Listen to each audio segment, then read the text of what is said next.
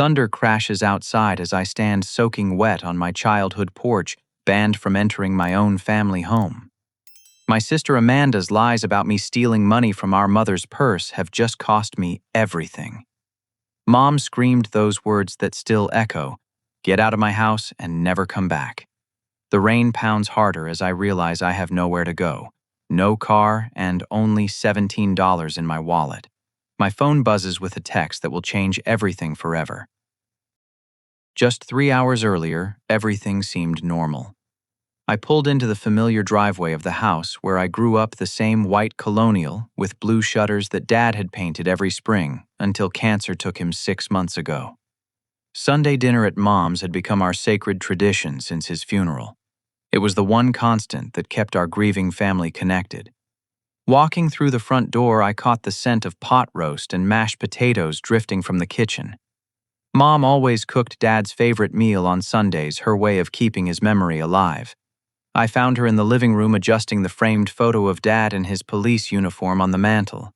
Her silver hair was neatly styled, but I could see the weight of loss in her shoulders.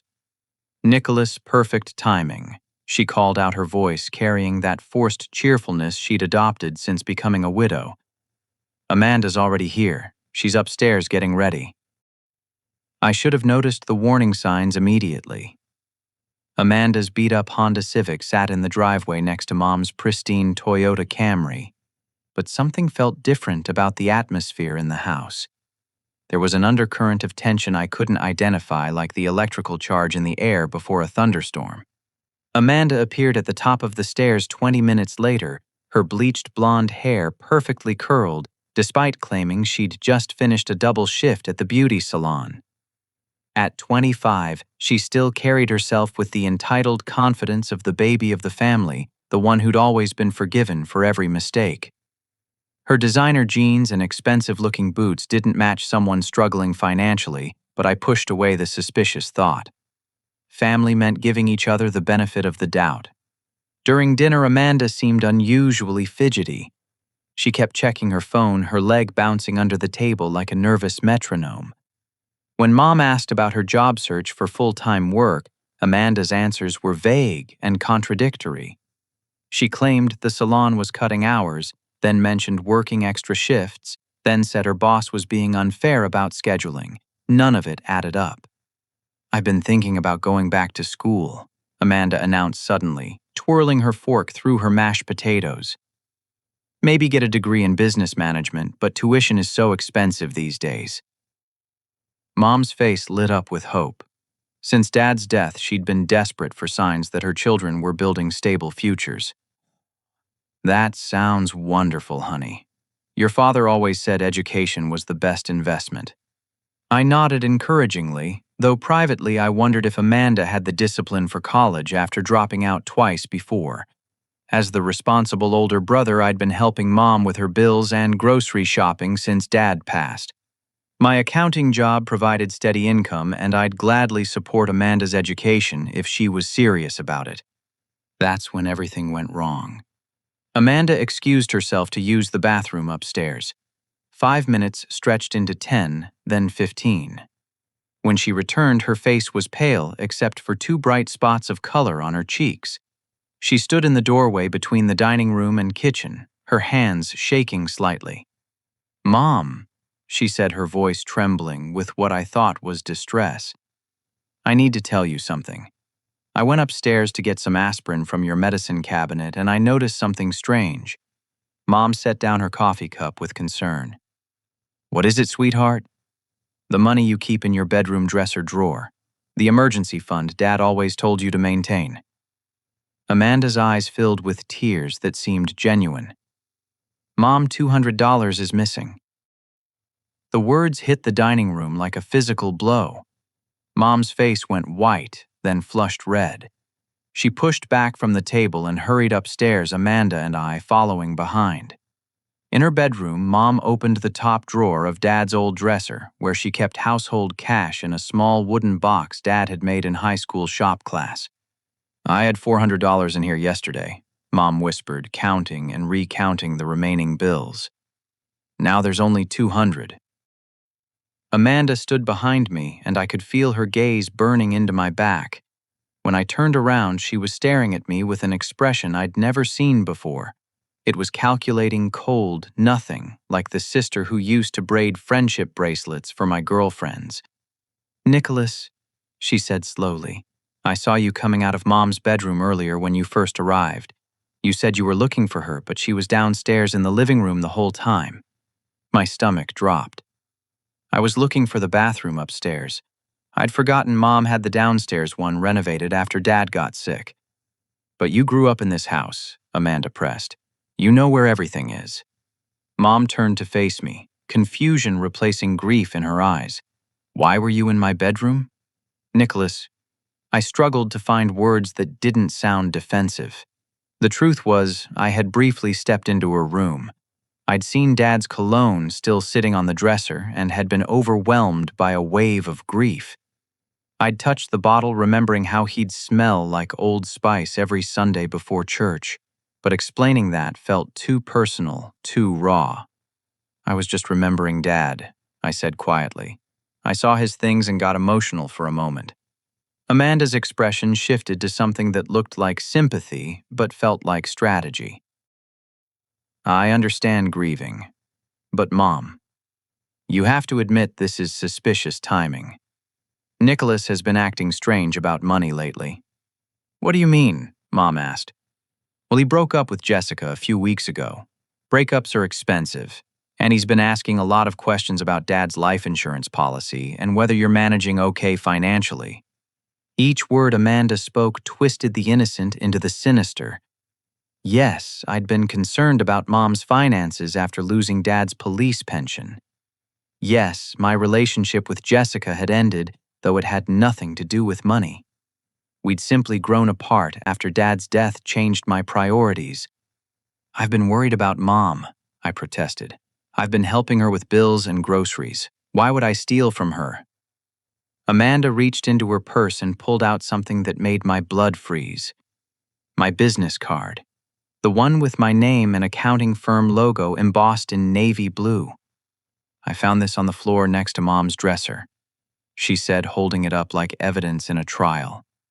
"Why would your business card be in Mom's bedroom unless you were going through her things?" The room spun around me. I had no memory of dropping a business card in Mom's room. I kept them in my wallet, and I always kept my wallet in my pocket. But there it was.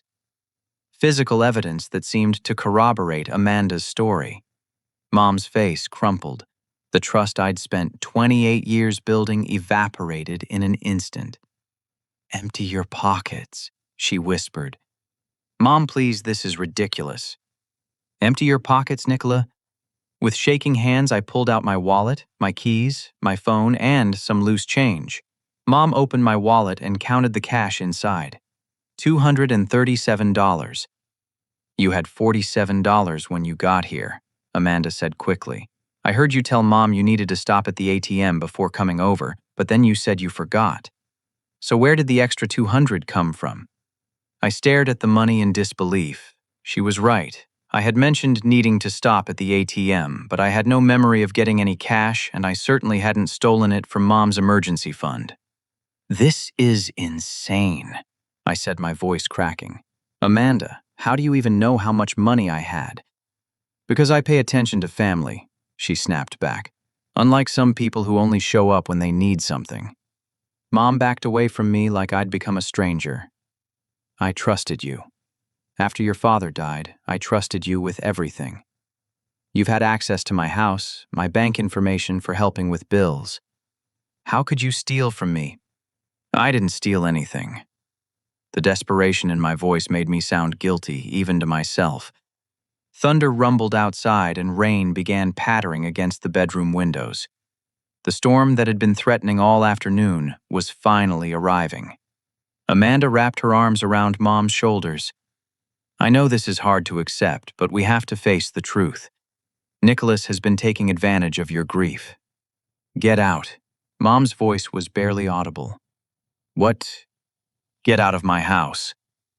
Her voice grew stronger, fueled by heartbreak and betrayal. "Get out and never come back. Mom, please listen to me. I would never steal from you." You're my mother. Your father trusted you. I trusted you. And you stole from us while we were grieving. Tears streamed down her face. Get out. I looked at Amanda, searching for any sign that she might defend me, might admit this was all a terrible mistake. Instead, she met my gaze with something that chilled me to the bone. For just a moment, her mask slipped, and I saw satisfaction in her eyes. The storm broke open as I walked to the front door. Rain hammered the roof and windows with increasing intensity. I had no car because Amanda had convinced me to let her drive us both to dinner, claiming she wanted to bond during the ride. Now I understood why. I'll call you a taxi, Mom said from behind me, her voice hollow. Don't bother, I'll walk. In this storm, Nicholas, I may be angry, but I don't want you to get hurt. Too late for that. I stepped onto the porch and heard the door close behind me. The deadbolt clicked into place, a sound that echoed like a gunshot in the storm. Rain soaked through my button-down shirt within seconds. I had nowhere to go, no way to get there, and my entire world had just collapsed, based on lies I couldn't prove were lies. My phone buzzed in my pocket. A text message. I pulled it out, shielding the screen from the rain with my hand, expecting maybe an apology from Mom or Amanda. Instead, I saw something that would change everything.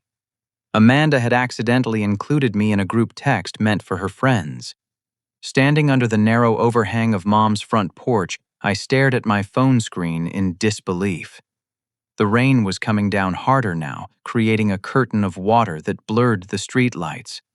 My shirt clung to my skin, and water dripped from my hair into my eyes, but I couldn't look away from the message that had just appeared.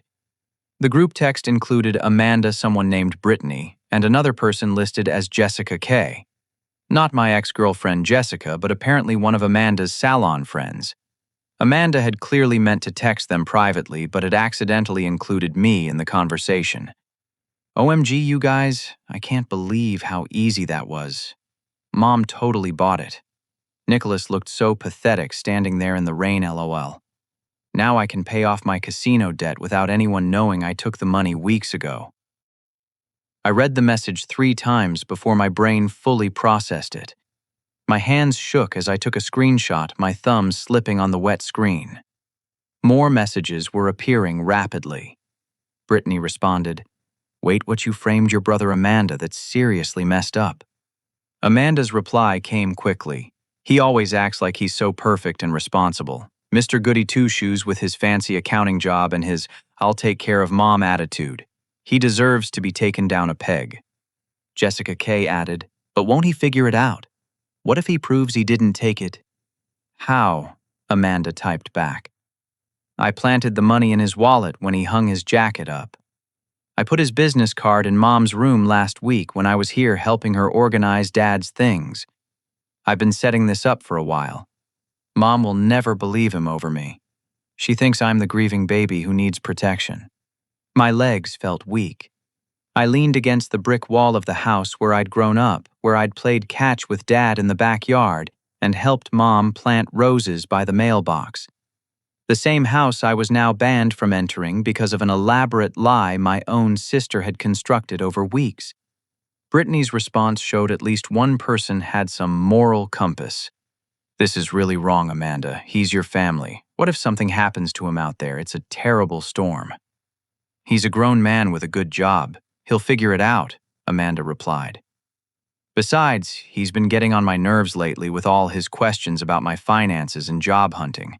This way I get the money I need and some space from his judgmental attitude." The messages kept coming, each one driving the knife deeper into my heart. Amanda detailed how she'd been planning this setup for over a month, ever since her gambling debts had reached a crisis point. She'd been stealing small amounts from Mom's purse for weeks, $20 or $30 at a time, amounts small enough that Mom might think she'd miscounted, or spent it and forgotten. I sus. "The 200 today was just the big finish," Amanda explained to her friends. "I needed enough to make it look like a real theft, something Mom couldn't ignore. And having it be exactly the amount I put in Nicholas's wallet was perfect evidence. Jessica K. asked, "But what if your mom finds out later? Won't she figure out you have gambling problems?" She's too trusting and too depressed since Dad died. She needs someone to blame for her problems, and Nicholas was the perfect target. Plus, I've been telling her for weeks that I thought he was acting weird about money. I planted seeds so she'd be ready to believe the worst. I realized with growing horror that Amanda hadn't just framed me tonight. She'd been systematically poisoning Mom's perception of me for weeks, laying groundwork for this moment. Every casual comment about me acting strange or asking too many questions had been preparation for this betrayal. The technical detail about how the messages were appearing made me remember something crucial. Dad had set up our family's Apple devices to sync messages and photos to the living room Apple TV.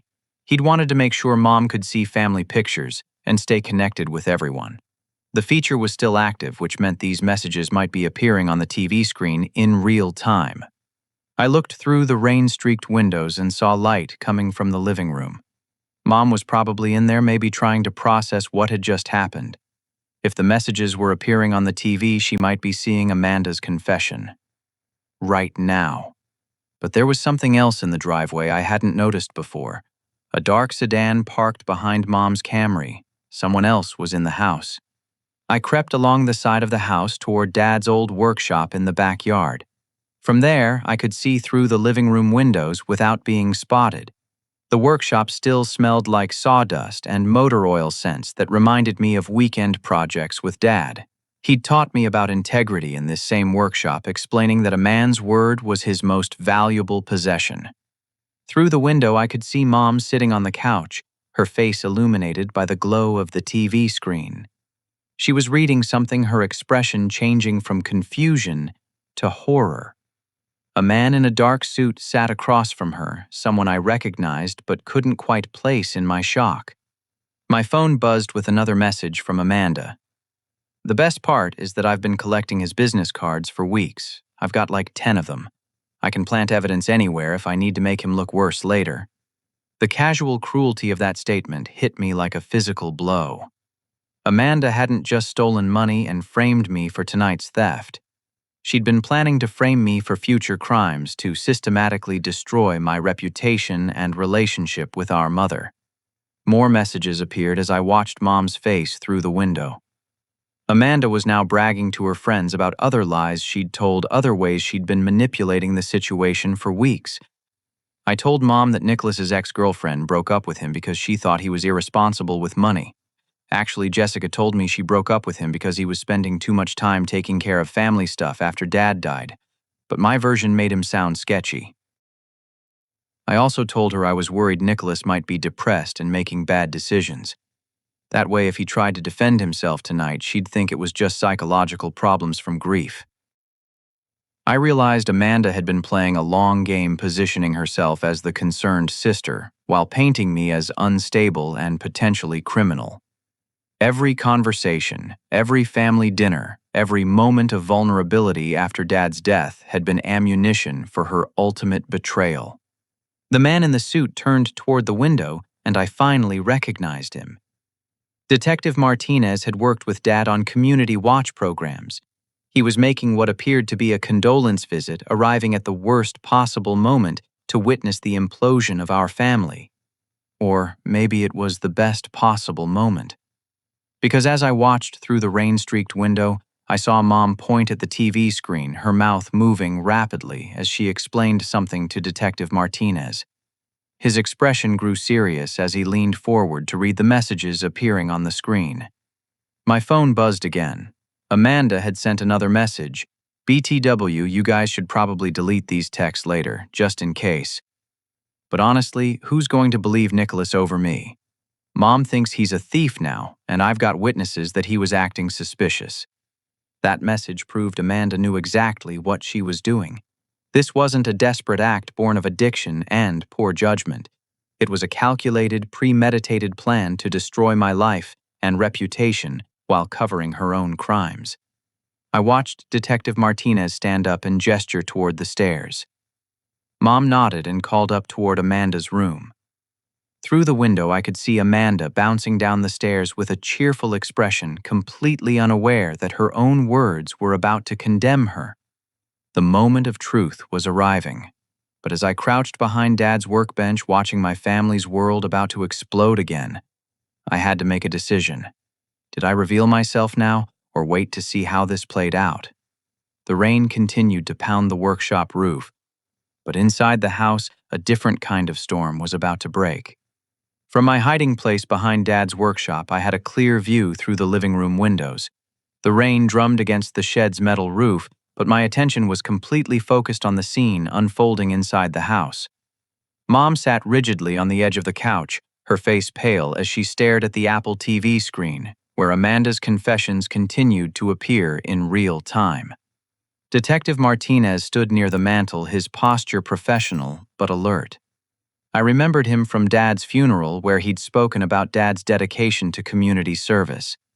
He was a compact man with graying temples, the kind of cop who commanded respect through competence rather than intimidation. Amanda skipped down the stairs, her mood clearly elevated from what she saw as her victory.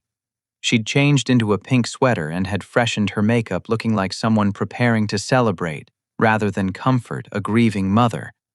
The contrast between her cheerful demeanor and the devastating text messages on the screen created a surreal disconnect.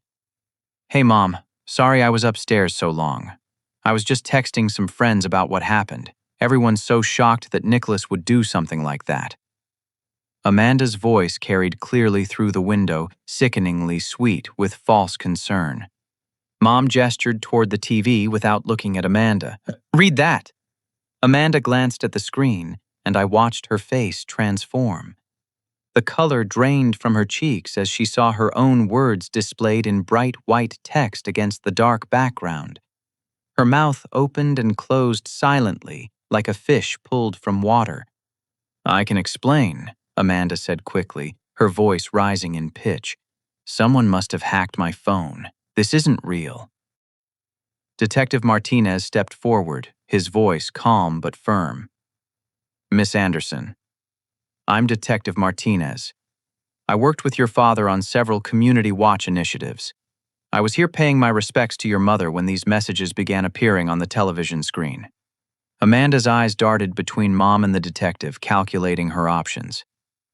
"Detective, I don't know what's happening, but someone is obviously trying to frame me. Maybe Nicholas hacked my phone somehow. He's good with computers." "Your friends are responding to these messages," Detective Martinez pointed out. "In real time. Are they part of this supposed hacking?"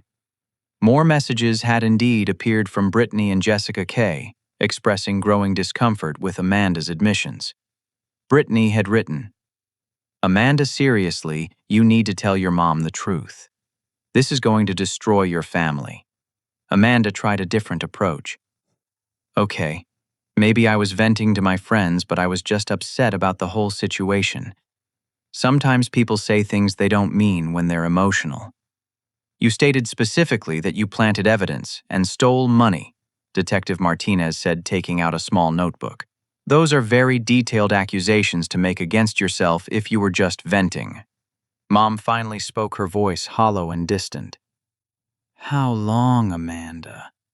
How long have you been stealing from me?"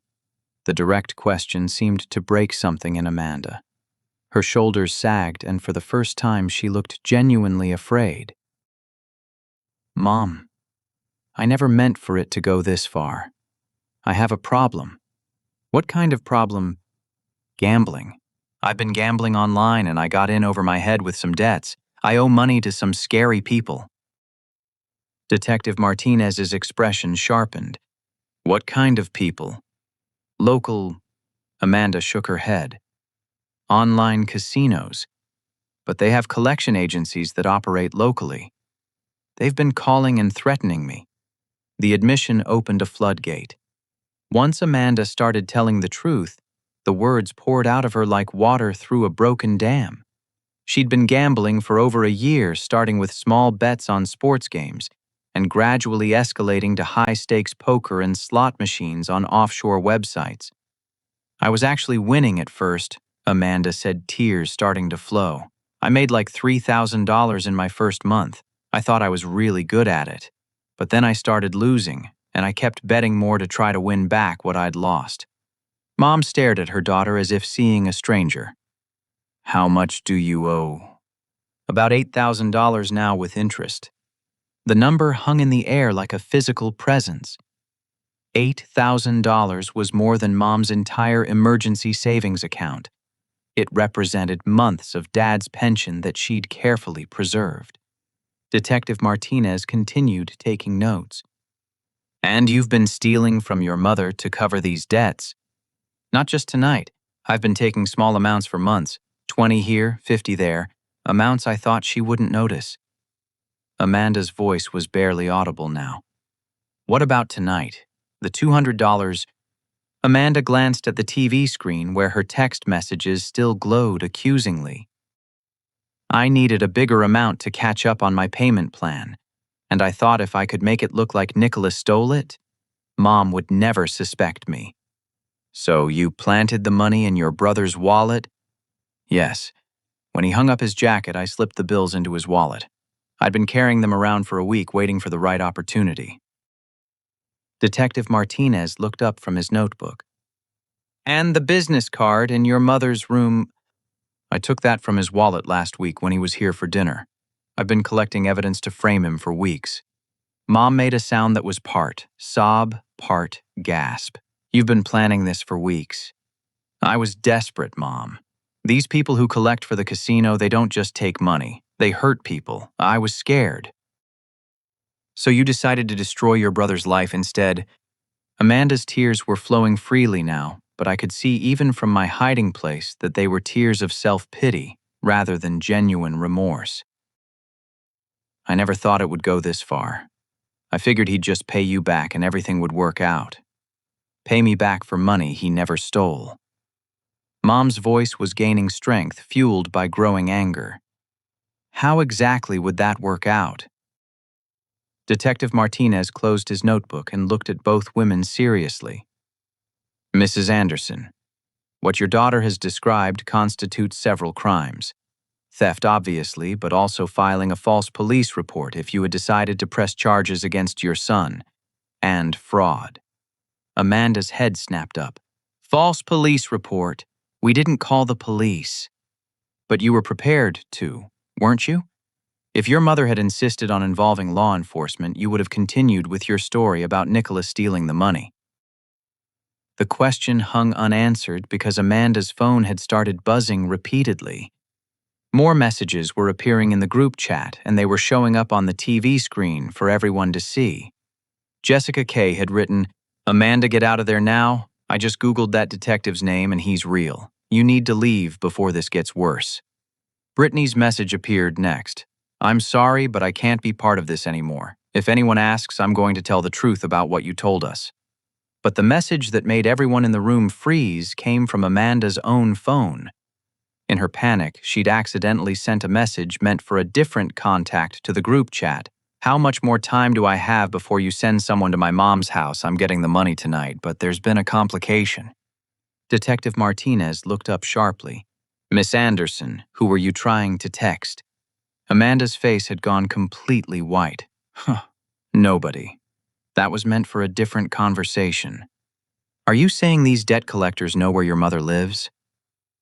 The silence that followed was answer enough. Mom stood up slowly, understanding, flooding her face. They know where I live, Amanda. What have you done? I may have mentioned your address when I was trying to negotiate more time to pay. Detective Martinez was already reaching for his radio. Mrs. Anderson, I think we need to have a more formal conversation about this situation. And we may need to consider your safety. That's when I heard car doors slamming in the front driveway. Multiple car doors. Through the workshop window, I could see headlights illuminating the rain, but these weren't the friendly headlights of neighbors or family friends. Amanda heard the sounds too, and her panic became complete. Oh no. Oh no, no, no. They said I had until tomorrow. Detective Martinez was already moving toward the front window, his hand instinctively moving toward his service weapon. How many people are we talking about? I don't know, they just said they'd send someone to collect. Mom grabbed Amanda's arm. Collect what I don't have, $8,000. They don't just want money anymore, Amanda whispered. When you can't pay gambling debts, they want collateral. Property. Cars. Whatever they can use to recover their money. The doorbell rang, followed by heavy pounding on the front door. A voice called out, muffled by the rain, but clearly audible. Amanda Anderson. We know you're in there. Time's up. Detective Martinez pulled out his cell phone while moving away from the windows. I'm calling for backup. Mrs. Anderson, is there a back exit to this house? But I was already moving. I couldn't hide in Dad's workshop while my mother and sister faced dangerous debt collectors. Even after everything Amanda had done, even after the betrayal and lies, she was still my sister. And Mom was caught in the middle of a situation that wasn't her fault. I ran through the rain toward the back door of the house, fishing my emergency key out of my wallet. Dad had made sure each family member had a key for emergencies, and I'd never removed it from my wallet even after tonight's disaster. The back door opened into the kitchen. I could hear voices from the living room, multiple male voices now, not just Detective Martinez. The debt collectors had apparently let themselves in when no one answered the door. It was time to stop hiding and start fighting back. But as I moved toward the living room, I realized this situation had just escalated far beyond family drama. My sister's lies had put us all in genuine physical danger, and the night was far from over. I stepped into the living room just as two men in dark clothing were backing Detective Martinez against the wall. They were both large, intimidating figures who moved with the confidence of people accustomed to using violence to solve problems. Mom and Amanda huddled together on the couch, their previous conflict forgotten, in the face of immediate danger. Police. Detective Martinez had his badge out, but he was clearly outnumbered and caught off guard. You're trespassing on private property. The larger of the two men, a heavy-set guy with tattoos covering his neck, laughed harshly. We're here for a debt collection. Perfectly legal business transaction. Not when you break into someone's home. Detective Martinez replied, his hand moving slowly toward his radio. Don't even think about it, the second man said. He was thinner but somehow more menacing, with pale eyes that reminded me of a snake. Amanda Anderson owes our employer $8,700, including this week's interest. She said her family would cover the debt. I never said that, Amanda protested from the couch. Sure you did, Princess. Last week when you begged for more time, you said your rich accountant brother and your mom with the insurance money would bail you out. Mom turned to stare at Amanda with fresh horror. You told them Nicholas would pay your gambling debts. I was desperate, I said, whatever I thought would buy me more time. The snake-eyed man pulled out a tablet and began reading from what appeared to be a recorded conversation. My brother has a great job and my mom just got a big life insurance payout from my dad. They'll help me if I explain the situation. He looked up at Amanda with mock sympathy. Sounds like you made promises you couldn't keep. That's when I stepped fully into the room. Actually, she's been lying about everything all night, including the part about me stealing money from my mother. All eyes turned toward me. I was soaking wet, my clothes clinging to my skin, but I felt more focused and determined than I had all evening. The shock of seeing these criminals in my childhood home had burned away my self-pity and replaced it with righteous anger. Nicholas, Mom started to speak, but I held up my hand. Detective Martinez, I have evidence that my sister framed me for theft tonight. I pulled out my phone, which had continued to receive Amanda's text messages throughout the evening. Amanda accidentally included me in a group text where she confessed to stealing the money herself and planting evidence to frame me. The neck tattoo man looked confused. What is this, family therapy? We don't care about your domestic drama. We want our money. You should care, I said, screenshots ready on my phone. Because Amanda has been lying to you too. There was no life insurance payout. My father was a police officer who died of cancer. His pension died with him. My mother lives on Social Security and small savings. Detective Martinez seized the moment of confusion to key his radio. "This is Martinez at 1247 Oak Street. I need immediate backup for a home invasion and extortion situation." Snake Eyes lunged for the radio, but I was already moving. 3 years of racquetball with my coworkers had kept me in decent shape, and adrenaline gave me an extra boost. I tackled him low, sending both of us crashing into Dad's old recliner. "Run!" I shouted at Mom and Amanda, but they were frozen in shock. Detective Martinez drew his weapon and pointed it at the neck tattoo man. "On the ground now." "You're making this way more complicated than it needs to be," the big man said, but he was starting to look less confident. "We're just here for what we're owed." "What you're owed is about to be a long conversation with federal authorities," Detective Martinez said. "Crossing state lines to collect illegal gambling debts is a federal crime." Snake Eyes was still struggling beneath me, trying to reach something in his jacket. I grabbed his wrist and squeezed until he dropped what turned out to be a knife. Not a gun, thankfully, but still a deadly weapon. "Amanda owes us money," the big man protested. "Amanda is a compulsive gambler who's been lying to everyone," I said, keeping my weight on Snake Eyes while he writhed beneath me. "She's been stealing from our mother for months, and tonight tried to frame me for it. You really think someone desperate enough to betray her own family has access to $8,000? The sound of sirens was growing louder outside, multiple sirens approaching fast. "How much has she actually paid you?" I asked. The two men exchanged glances. "About 200 total," Neck Tattoo admitted. "And how many months?" 6 months. "So she owes you 8,000 but has only paid 200 and half a year, and you still believed she had access to large amounts of cash." Detective Martinez kept his weapon trained on the big man while backup arrived. "Sounds like you gentlemen aren't very good at due diligence." The front door burst open as 3 uniformed officers entered, weapons drawn. The debt collectors immediately surrendered, their bravado evaporating in the face of multiple armed police officers. As the criminals were handcuffed and read their rights, I finally let go of Snake Eyes and stood up. My shirt was torn, and I had a bruise forming on my cheek, but I felt more alive than I had all evening. "Mumber," I said, turning to the couch where she and Amanda still sat in shock. "I need you to read the text messages on my phone. All of them. And then I need you to decide if you still believe I stole from you tonight." Mom took my phone with shaking hands. As she scrolled through Amanda's confessions, her face cycled through disbelief, horror, and finally rage. "You planned this," she whispered to Amanda. "For weeks you planned to destroy your brother's life to cover up your own crimes." "Mom, I was scared. These people were threatening me."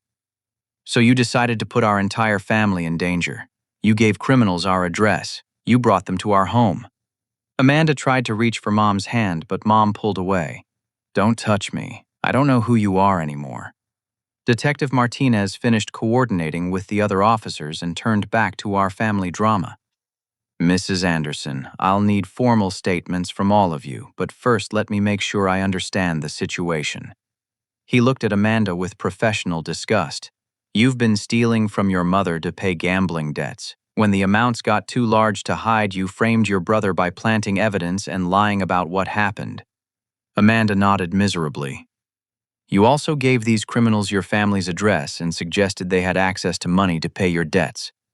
Another nod. "And when your brother discovered your plan through accidentally intercepted text messages instead of confessing, you continued to maintain the lie even as debt collectors invaded your mother's home." "I was scared," Amanda repeated weakly. "You should be," Detective Martinez said, "because you're under arrest for theft, fraud, filing false accusations, and endangering your family by providing criminals with their personal information." As Amanda was handcuffed, she looked at me with tears streaming down her face. "Nicholas, I'm sorry. I never meant for it to go this far." "Yes, you did," I said quietly. "Every step was planned. Every lie was calculated. The only thing you didn't plan for was getting caught." Mom walked over to where I stood, my phone still in her hands. "I'm sorry," she whispered. I believed her over you. I threw you out in a storm because I believed her lies. She's very good at lying, I said. She had weeks to practice. Can you forgive me? I looked around the living room where I'd grown up, now filled with police officers and the aftermath of violence. Amanda was being led away in handcuffs, still crying and making excuses. Mom stood before me, broken and ashamed, asking for forgiveness she didn't deserve, but desperately needed. We'll work on it, I said finally. But things are going to be different from now on.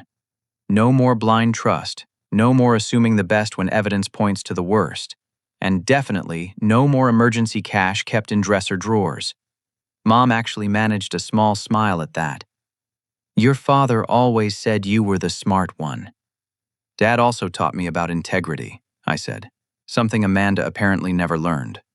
As the police finished their work and the house finally emptied of strangers, Mom and I sat alone in the living room where this nightmare had begun just hours earlier. The Apple TV was still displaying the group chat where Amanda's confessions had first appeared, evidence of betrayal preserved in digital format. What happens now? Mom asked. I looked out the window where the storm was finally beginning to subside. The rain had softened to a gentle patter, and I could see stars appearing between the clouds. Now we figure out how to rebuild, I said.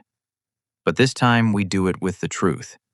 3 days later, I was sitting in my friend Marcus's apartment trying to process everything that had happened while living out of a duffel bag. Marcus had been my roommate in college and remained one of my closest friends despite our different life paths. He worked as a software engineer for a tech startup, lived alone in a converted loft downtown, and had immediately offered me his couch when I called him Sunday night.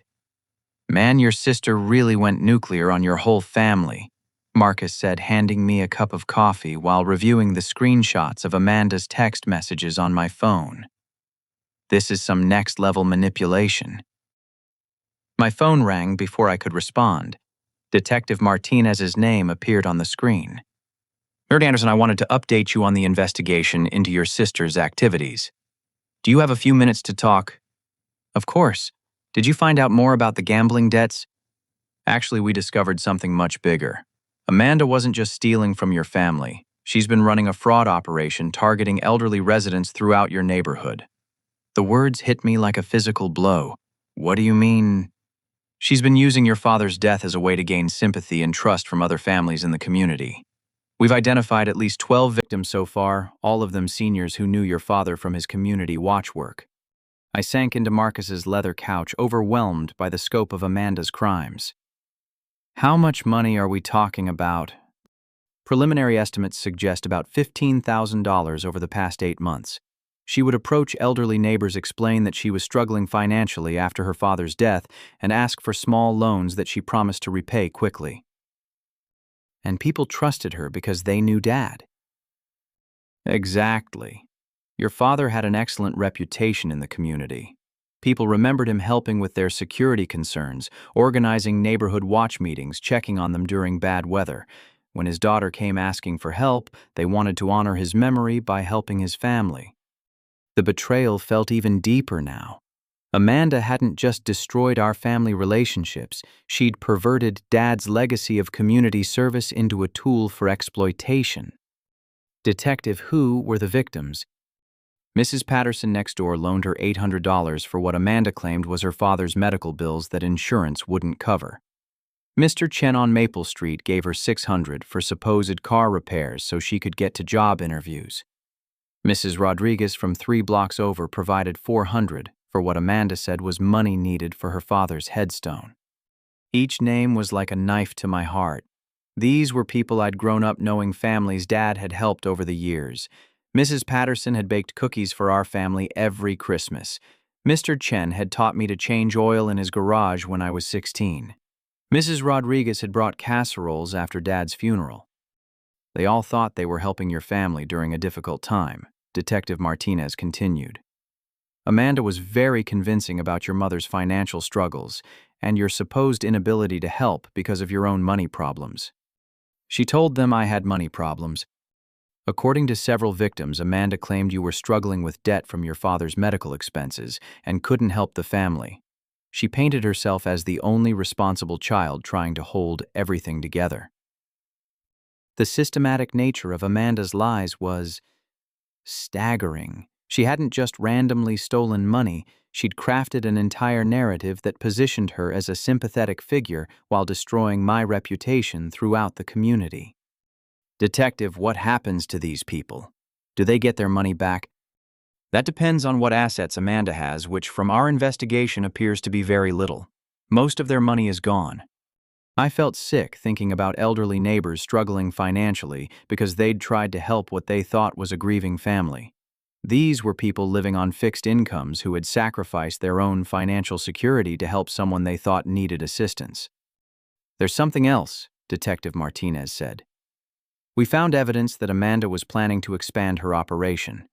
She had a list of potential targets with notes about their financial situations and which approach might work best with each person. A list. Names, addresses, and personal details about family situations that would make people vulnerable to her sympathy scams. She had information about recent deaths, illnesses, and financial hardships in the neighborhood. She was targeting people when they were most vulnerable. The calculated cruelty of it took my breath away. Amanda hadn't been desperately stealing to survive.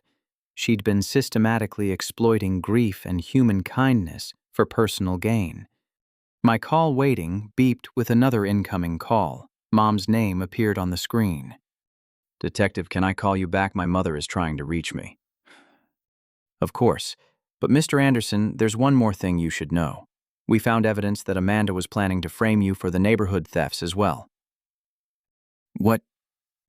She had collected several of your business cards and was planning to plant them at victims' homes. If anyone had become suspicious about the thefts, she intended to suggest that you were the one manipulating elderly neighbors. I switched to Mom's call, feeling like I was drowning in the scope of Amanda's betrayal. Nicholas, I've been trying to reach you all morning. Sorry, Mom. I was talking to Detective Martinez about Amanda's case. That's actually why I'm calling. Mrs. Patterson came to see me this morning. She said Amanda borrowed money from her months ago and never paid it back. I had no idea. It wasn't just Mrs. Patterson, Mom. Amanda was stealing from neighbors all over the area. The silence on the other end of the phone stretched for a long moment. How many people? At least 12 that they've found so far. About $15,000 total. Mom's sharp intake of breath was audible through the phone. 15,000, Nicholas. These are people who trusted our family because of your father's reputation. I know, Mom. They came to his funeral. They brought us food. They offered to help with anything we needed. Her voice was breaking, and Amanda used their grief and kindness to steal from them. Detective Martinez said she had it all planned out. She specifically targeted people when they were most vulnerable. I can't face these people, Mom whispered. How can I look Mrs. Patterson in the eye knowing what Amanda did? How can I go to the grocery store where Mr. Chen works? How can I live in this neighborhood? Mom, you didn't know. This isn't your fault. But they were my neighbors, my friends, people who cared about our family, and my daughter robbed them while they were trying to help us. I could hear her crying now, and I felt helpless sitting in Marcus's apartment instead of being there to comfort her. Mom, are you alone? Do you want me to come over? I don't know if I can face you either, she said quietly. I believed her lies about you too. I threw you out of your childhood home based on her manipulation. We can work through this. Can we? Nicholas, she destroyed everything. Our family, your reputation in the community, the trust people had in our father's memory. How do we come back from that? I didn't have an answer. The damage Amanda had caused extended so far beyond our immediate family that the full scope was still being revealed. I'm coming over, I said finally. We'll figure this out together. What if the neighbors see you? What if they think you're part of this? Then we'll explain the truth. We'll face this together the same way Dad would have wanted us to. After I hung up, Marcus looked at me with concern. You okay, man? My sister didn't just destroy our family, I said slowly. She used our father's death to steal from grieving neighbors, and she was planning to frame me for all of it. That's seriously messed up. What are you going to do? I thought about Dad's teachings on integrity, about the community he'd served and protected, about the neighbors who'd tried to honor his memory by helping his family. I'm going to make this right, I said, somehow. But as I gathered my things to go see Mom, I had no idea how to repair the damage Amanda had caused, or whether our family and community relationships could ever be rebuilt.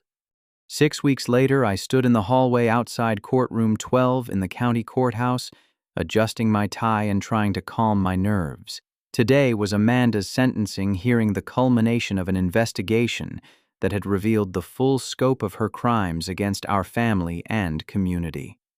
The week since her arrest had been a whirlwind of police interviews, victim statements, and painful conversations with neighbors who had trusted our family. Mom had insisted on personally apologizing to each person Amanda had defrauded, even though the shame of those encounters left her emotionally drained.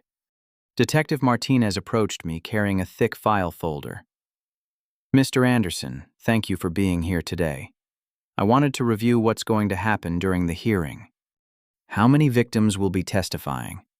6 in person, plus written statements from the others. Mrs. Patterson insisted on speaking despite her age. She said she wanted Amanda to understand how the theft affected her monthly budget. My heart ached thinking about our 82-year-old neighbor struggling financially because she'd tried to help what she thought was a grieving family. Mrs. Patterson had been surviving on Social Security and a small pension. The $800 Amanda stole represented 2 months of her grocery budget. "Detective, what's the likely sentence?" Given the number of victims, the amount stolen, and the fact that she targeted elderly residents, the prosecutor is asking for 2 years in prison plus full restitution. The judge will also consider her gambling addiction and whether she's genuinely committed to treatment. Mom approached us from down the hall, walking slowly and looking older than her 58 years. The stress of the past 6 weeks had taken a visible toll, adding gray to her hair and lines around her eyes. "Is Amanda here yet?" she asked quietly. "Her lawyer brought her in through the back entrance," Detective Martinez replied. "She'll be in the courtroom when we're called." I hadn't seen Amanda since the night of her arrest. She'd been held without bail due to the flight risk posed by her gambling connections and the scope of her crimes. Mom had visited her twice in jail, conversations that left her heartbroken and confused about whether Amanda showed genuine remorse or was still trying to manipulate the situation. "Have you decided what you're going to say if the judge asks for your opinion on sentencing?" I asked Mom. "I've been thinking about that for weeks," she said. "Part of me wants her to get help, not just punishment. But then I think about Mrs. Patterson counting out change to buy groceries because Amanda stole her money, and I get angry all over again." We entered the courtroom together. I was struck by how many familiar faces filled the gallery. Mrs. Patterson sat in the front row, flanked by her daughter, who had driven down from Seattle. Mr. Chen was there with his wife, both looking serious and sad. Mrs. Rodriguez sat with several members of her extended family. But there were also supportive faces. Marcus had taken time off work to be there. My boss, Mr. Williams, sat near the back, showing support after learning how Amanda's lies had affected my career. Even some neighbors who hadn't been directly victimized had come to show solidarity with those who had been. Amanda entered through a side door wearing an orange jumpsuit and looking smaller than I remembered. Her hair had grown out, showing dark roots beneath the blonde, and she'd lost weight during her time in jail. She glanced around the courtroom but didn't make eye contact with any family members or victims. Judge Patricia Hawkins called the court to order. She was known for being tough but fair, particularly in cases involving elderly victims. "We're here today for the sentencing of Amanda Marie Anderson, who has pleaded guilty to multiple counts of theft, fraud, and filing false reports," Judge Hawkins began. "Before imposing sentence, I want to hear from the victims about how these crimes affected them." Mrs. Patterson was the first to speak. She walked slowly to the witness stand, her cane tapping against the courtroom floor. "Your Honor, Amanda Anderson came to my door 8 months ago crying about her father's medical bills. I knew her father from our neighborhood watch group. He was a good man who helped everyone. When his daughter asked for help, I wanted to honor his memory by helping his family." Her voice was steady but filled with pain. I gave her $800 from my emergency fund, money I had saved for my own medical expenses or home repairs. She promised to pay me back in 2 weeks when her insurance claim came through. Mrs. Patterson looked directly at Amanda. I waited 6 months for you to pay me back. I called the number you gave me, but it was disconnected. I asked your mother about you, and she had no idea you had borrowed money from me. That's when I realized I had been lied to. The impact statement continued with devastating detail. Mrs. Patterson had been forced to skip meals to afford her prescription medications. She'd canceled a planned visit to her grandchildren because she couldn't afford the travel expenses. She'd applied for emergency assistance from her church to avoid having her utilities disconnected. The money was important, she concluded, but the betrayal hurt worse. You used your father's death and my kindness to steal from me. You made me afraid to trust anyone who asks for help. Mr. Chen spoke next, describing how Amanda had convinced him she needed money for car repairs to get to job interviews. He'd given her $600 and had offered to help her practice interview skills. When he later learned the truth, he felt foolish for being so trusting. I kept thinking there must be some mistake, he said. Her father helped my family when we moved to the neighborhood. He made us feel welcome and safe. I couldn't believe his daughter would deliberately deceive us. Mrs. Rodriguez's testimony was the most emotional. She described how Amanda had claimed she needed money for a proper headstone for their father, saying the family couldn't afford the one he deserved. I lost my own husband 2 years ago, Mrs. Rodriguez said through tears. I know how important it is to honor the dead properly. When Amanda said her father's grave didn't have a proper marker, I gave her $400 immediately. I thought I was helping a daughter honor her father's memory. The revelation that Dad's grave already had a beautiful headstone that Mom had purchased with insurance money made Mrs. Rodriguez's testimony even more heartbreaking. After the victim statements, the prosecutor presented evidence of the broader fraud scheme. The list of potential victims, Amanda had compiled the business cards she'd collected to frame me, the detailed planning that had gone into each theft. Your Honor, the prosecutor said, this was not a crime of desperation or momentary poor judgment. This was a calculated ongoing fraud operation that specifically targeted elderly and vulnerable community members. The defendant used her father's death and her family's grief as tools to manipulate people who were trying to show kindness. Amanda's lawyer tried to emphasize her gambling addiction and her willingness to enter treatment programs. He painted her as a victim of predatory online gambling sites and suggested that prison would be less effective than intensive therapy and community service. My client is deeply remorseful for her actions, the lawyer argued. She's been attending Gamblers Anonymous meetings in jail and has expressed a genuine desire to make amends to her victims. Judge Hawkins then asked if Amanda wanted to make a statement before sentencing. Amanda stood shakily, her voice barely audible. Your Honor, I know that what I did was wrong. I hurt people who were trying to help me, and I destroyed my family's reputation in the community. I was desperate because of my gambling debts, but that's not an excuse for what I did. She turned toward the victims in the gallery. Mrs. Patterson, Mr. Chen, Mrs. Rodriguez, and everyone else I hurt, I'm truly sorry. I know saying sorry doesn't give you your money back or undo the pain I caused, but I want you to know that I regret my actions every day. Finally, she looked at Mom and me. I'm sorry for what I did to our family. I'm sorry for lying about Nicholas and making Mom choose between her children. I'm sorry for using Dad's death to hurt people who respected him. I know I've lost your trust and love, and I understand why. Judge Hawkins listened carefully, then spent several minutes reviewing the case files before announcing her decision. Miss Anderson, the crimes you committed are particularly heinous because they targeted vulnerable elderly residents and exploited their kindness and grief. You didn't just steal money, you stole their sense of safety and their ability to trust others. She paused to look directly at Amanda. However, I also recognize that you have a genuine addiction that contributed to these crimes. Therefore, I'm sentencing you to 2 years in state prison, followed by 3 years of supervised probation.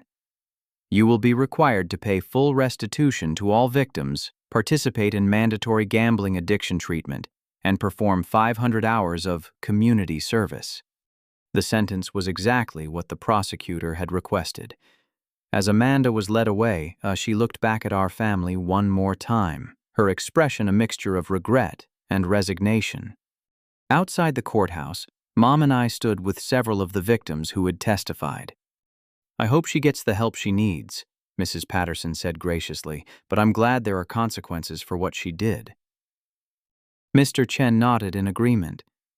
"Your father was a good man who served our community.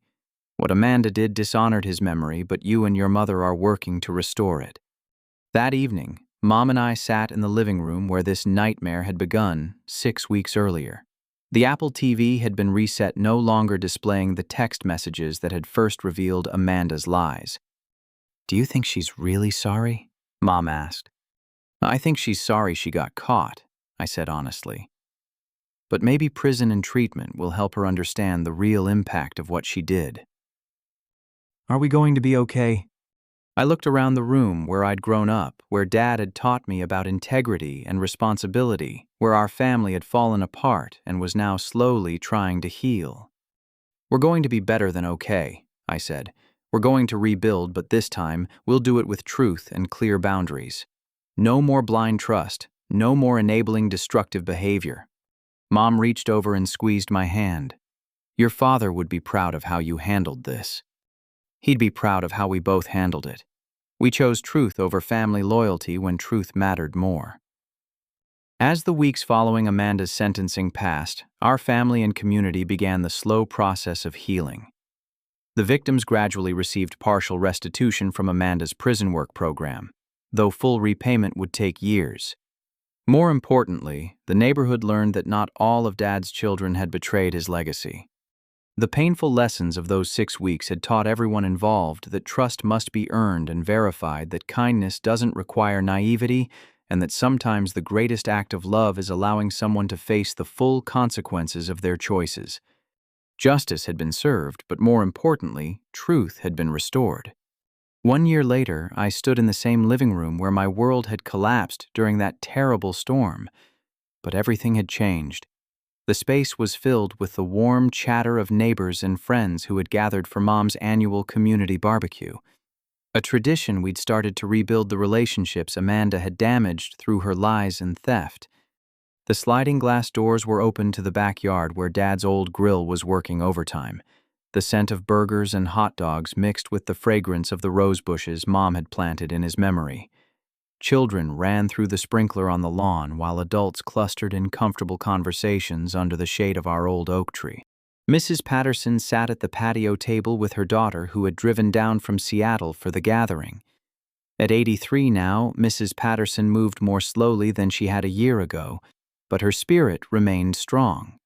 She'd become one of my strongest supporters in the community, telling anyone who would listen about how I'd helped her navigate the victim restitution process and ensured she received every penny owed to her. "Nicholas, could you help me carry this tray outside?" Mom called from the kitchen. I found her arranging fresh fruit on a platter, her movements relaxed and confident in ways I hadn't seen since Dad's death. The past year had transformed her from a grieving widow, vulnerable to manipulation, into a strong, independent woman who'd learned to trust her instincts again. "How are you feeling about today?" I asked, lifting the heavy tray. "Happy," she said without hesitation. "Really genuinely happy for the first time since your father died." The transformation in Mom had been remarkable to witness. After Amanda's sentencing, she'd enrolled in financial management classes at the community college and had become a volunteer advocate for elderly fraud victims. She'd testified before the city council about the need for better protection programs and had helped 3 other families navigate similar situations. "Nicholas," Mr. Chen called out as I carried the fruit tray to the patio table, "come settle an argument for us. Mrs. Rodriguez thinks you should run for city council next year." I laughed, setting down the tray carefully. "I think I'll stick to accounting for now, Mr. Chen, but I appreciate the vote of confidence." The relationship repair with our neighbors had been gradual but genuine. Each person Amanda had defrauded had processed the betrayal differently, but all of them had eventually come to understand that Mom and I were victims too. More importantly, they'd seen our efforts to make things right through our actions, not just words. My phone buzzed with a text message from Sarah, who was running late from her teaching job at the elementary school. We'd been dating for 8 months now after meeting through the victim advocacy program where she volunteered. She'd been drawn to someone who'd chosen to help others heal rather than seeking revenge against those who'd hurt him. "Tell me she's bringing her famous potato salad," Mrs. Rodriguez said with a grin. "My grandchildren have been asking about it all week." She promised double batch. I confirmed, earning cheers from the kids playing nearby. Sarah had been accepted completely by both our family and the neighborhood community. Her kindness and genuine nature had helped heal some of the trust issues Amanda's lies had created. Mom often joked that Sarah was the daughter she'd always wanted, someone who chose to build rather than tear down. Detective Martinez arrived just as I was flipping burgers on the grill. Over the past year, he'd become more than just the officer who'd handled Amanda's case. He'd become a family friend who helped Mom implement security measures and taught neighborhood watch classes focused on recognizing fraud attempts. "How's the guest of honor doing?" he asked, accepting a cold beer from the cooler. "You mean Mom? She's amazing. This whole event was her idea." "Actually, I meant you. This time last year, you were standing in the rain banned from your own family home. Look at you now." I glanced around the backyard filled with people who'd become more than neighbors. They were a chosen family bound together by shared experience and mutual support. Marcus was deep in conversation with Mrs. Patterson's grandson about video games. My boss, Mr. Williams, was discussing local politics with Mr. Chen.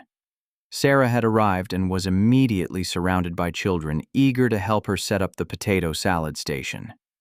"It's been quite a journey," I admitted. "Have you heard from Amanda lately?" I nodded. "She writes letters now. Real letters, not manipulation attempts. She's been clean from gambling for 14 months and is working in the prison library. She wants to earn a degree in addiction counseling." "Do you believe she's really changed?" I'm cautiously optimistic, but the real test will come when she's released next year. It's easy to seem reformed when you're in a controlled environment. Detective Martinez studied my expression. "Are you planning to have a relationship with her when she gets out?" "We'll see. She'll need to prove through actions that she's really changed, not just words. And she'll need to respect the boundaries Mom and I establish." The conversation was interrupted by a commotion near the food table.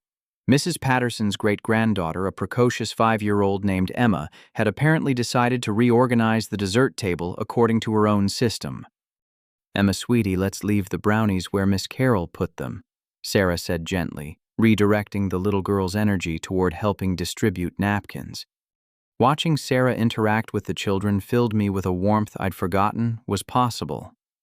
We talked about the future in general terms, but seeing her in this environment surrounded by the people who mattered most to me made those future plans feel more concrete and real. "You're going to marry that girl," Detective Martinez observed with a knowing smile. "We'll see," I said, but my grin probably gave away my true intentions. As the afternoon progressed, I found myself reflecting on the journey that had brought us to this point. The night Amanda threw me out in the storm had felt like the end of everything I'd believed about family and trust. Instead, it had been the beginning of something stronger and more honest. The community that had formed around our shared experience of betrayal and recovery was deeper than the superficial neighborliness that had existed before.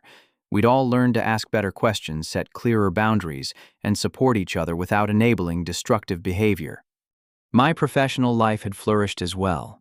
The experience with Amanda's fraud had led to my promotion to manager of the company's fraud prevention department. My first-hand understanding of how family members could manipulate financial systems gave me insights that helped protect other families from similar betrayals. "Uncle Nicholas." Emma ran over to where I stood by the grill. "Miss Sarah says you make the best hamburgers in the whole neighborhood." "Well, Miss Sarah might be a little biased," I said, flipping another burger for Emma's plate. "But I learned from the best teacher," Your daddy. That's right. My dad taught me that cooking for people you care about is one of the ways you show love. Emma considered this seriously. Is that why you cook for everybody today? Exactly. As the sun began to set, casting long shadows across the backyard, Mom stood on the patio and called for everyone's attention. I wanted to say a few words before people start heading home. She began, her voice carrying clearly across the gathering. A year ago, our family and our community went through something that tested all of us. We learned some hard lessons about trust, about truth, and about the difference between helping someone and enabling them. She paused, looking around at the faces of people who'd become more than neighbors.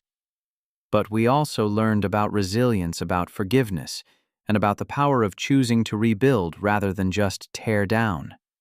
Each person here today made a choice to give our family a second chance to judge us by our actions, rather than by the crimes committed against you. Mrs. Patterson raised her hand slightly. Carol, honey, you and Nicholas didn't commit any crimes. You were victims too.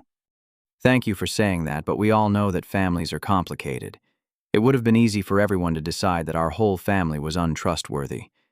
Instead, you chose to see the truth and help us heal. Mom's voice grew stronger as she continued. My husband always believed that a community was only as strong as its willingness to support each other through difficult times. This past year has proved he was right. We've not just survived Amanda's betrayal, we've built something better from the pieces she left behind. She raised her glass of iced tea in a toast. To second chances, to choosing truth over comfort, and to the family we've all become. Hear, hear, Detective Martinez called out, and the whole gathering joined in the toast.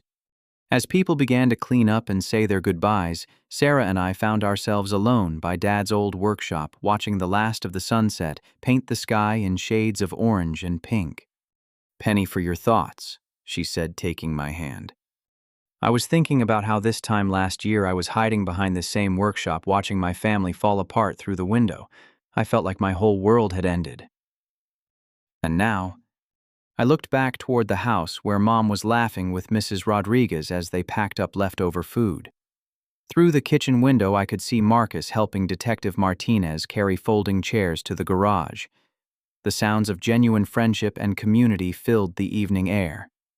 Now I realize it wasn't ending. It was just the old world making room for something better.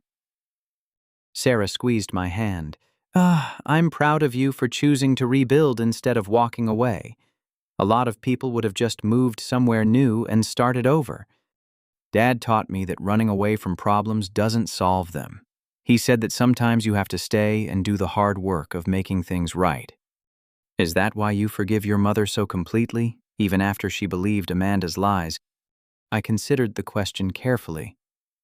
I forgive Mom because she was a grieving widow who trusted the wrong person at the wrong time. But more importantly, I forgive her because she's spent the past year proving that she learned from the experience.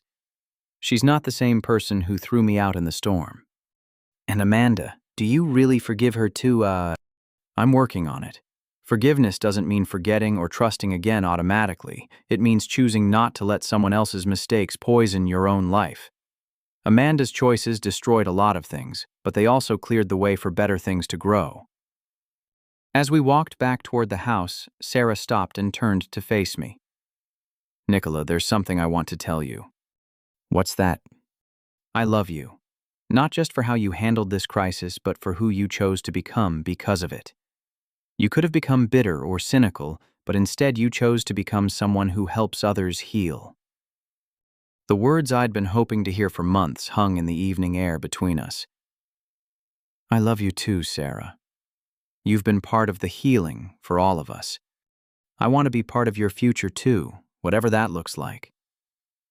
I pulled her close, thinking about the ring I'd been carrying in my pocket for the past 2 weeks, waiting for the right moment. What if that future included making this kind of gathering a permanent tradition?